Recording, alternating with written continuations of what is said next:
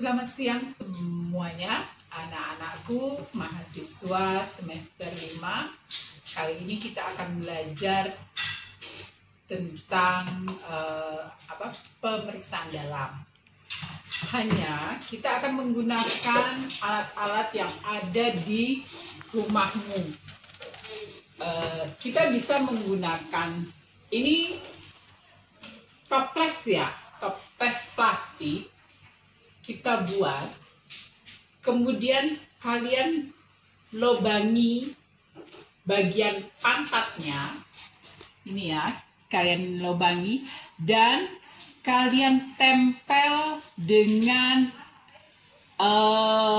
sarung tangan yang sarung tangan untuk sarung tangan untuk motor yang kalian biasa gunakan untuk motor, atau kaos kaki itu juga bisa dipotong, kemudian kalian tempel di lubang yang kalian sudah buat. Nah, ini kita gunakan sebagai contoh bahwa inilah rahimnya, sebagai rahim. Nah, berikutnya kita akan membuat besarnya pembukaan. Besarnya pembukaan, belajar tentang mengenal berapa besarnya pembukaan. Kita bisa punya, ini ada dus roti atau dus apapun bisa kita gunakan. Kemudian di masing-masing sisi kita akan membuat lingkaran dengan diameter seperti ini, diameter 2 cm, di sini diameter 3 cm, diameter 4 cm, 5 cm,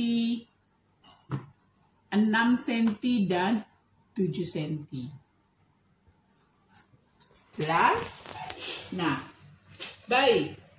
Berikutnya, kita bisa gunakan ini tempat makan, plastik, sebagai tempat untuk kom berisi kapas. Ya, kemudian kita gunakan juga handskun. Ketika kalian ingin tidak memiliki handskun, maka kalian bisa menggunakan sarung tangan yang biasa digunakan, sarung tangan rumah tangga yang bisa membuat kue. Ya, biasanya sarung tangannya bening. Itu tidak apa-apa untuk kita gunakan dan kita letakkan di dalam kom atau wadah steril. Nah, wadah steril kita bisa gunakan ini tempat makan yang tertutup seperti ini. Baik, itu persiapan kita untuk melakukan praktek periksa dalam. Nah, bagaimana caranya?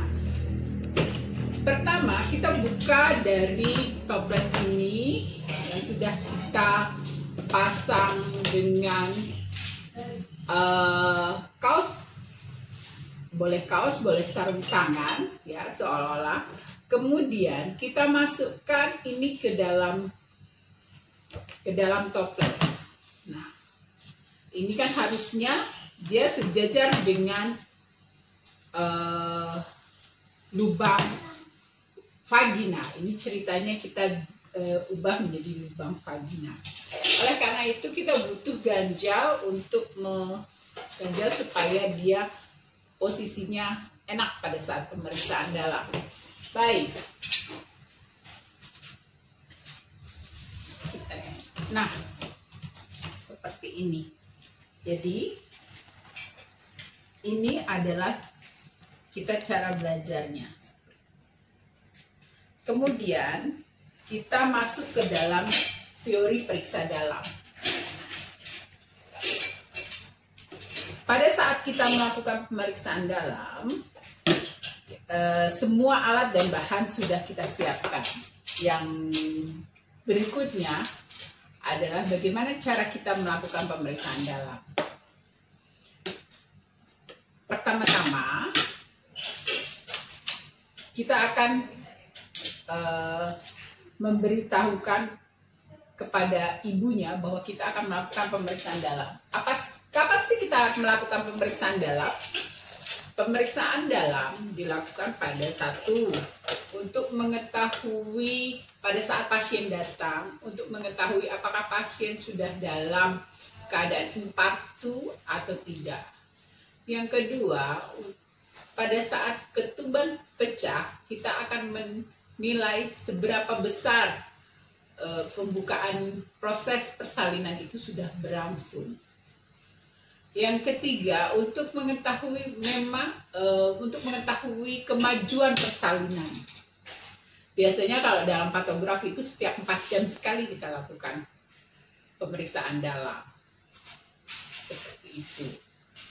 Atau pada saat keadaan darurat, misalnya ada kondisi ibu atau janin dalam keadaan darurat, distres janin, atau ibu dengan kondisi gawat darurat, itu kita lakukan periksa dalam untuk mengetahui pasien ini masih sempat dirujuk nggak ya, seperti itu, untuk mengetahui tindakan apa yang selanjutnya dilakukan. Baik, kita sudah siapkan semua alat dan bahan, maka cara untuk melakukan periksa dalam, pertama kita tahu bahwa ibu atau pasien datang untuk mengetahui apakah ibu dalam keadaan bersalin atau tidak. Oleh karena itu kita kasih tahu ibu, beritahu bahwa kita akan melakukan pemeriksaan dalam. Kita buka, kita cuci tangan dulu. Baik, setelah kita cuci tangan, kita pasang handskun. Anggap pakai ini adalah handskun steril, ya.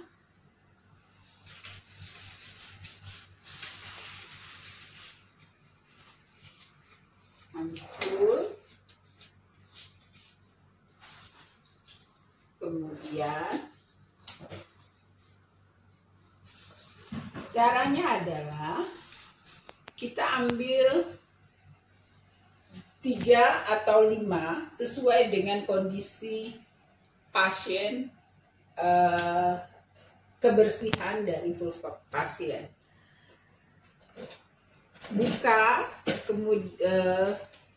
Buka labia mayora, kemudian kita bersihkan dari atas ke bawah, kemudian kita buang ke tempat sampah, kemudian kita masukkan lagi di sisi sebelahnya, buang ke tempat sampah, kemudian bagian tengahnya kita dan buang ke tempat sampah infeksius. Nah, yang perlu diperhatikan adalah buka labia kiri dan kanan, masukkan jari tengah dan jari telunjuk ke dalam ini, pindahkan tangan ke dalam fundus, ke fundus, ke daerah fundus. Kemudian kita akan meraba besarnya pembukaan ini, seperti ini kita raba. Nah, berapa besarnya dari sini? Kita belajar mengenal jari kita besar dari pembukaan. Ternyata pembukaannya adalah 4 cm. Ketika kita sudah itu, kita bisa keluarkan, dan cara mengeluarkan tangan adalah buka, kemudian keluarkan satu persatu. Kemudian setelah itu kita buka handskun secara terbalik. Letakkan ke tempat sampah atau ke dalamnya sini. Ya, nanti kita cuci, rendam di dalam lautan klorin. Demikianlah untuk ini. Untuk latihan periksa dalam. Nah, untuk lebih lanjutnya, pada saat kita melakukan pemeriksaan dalam,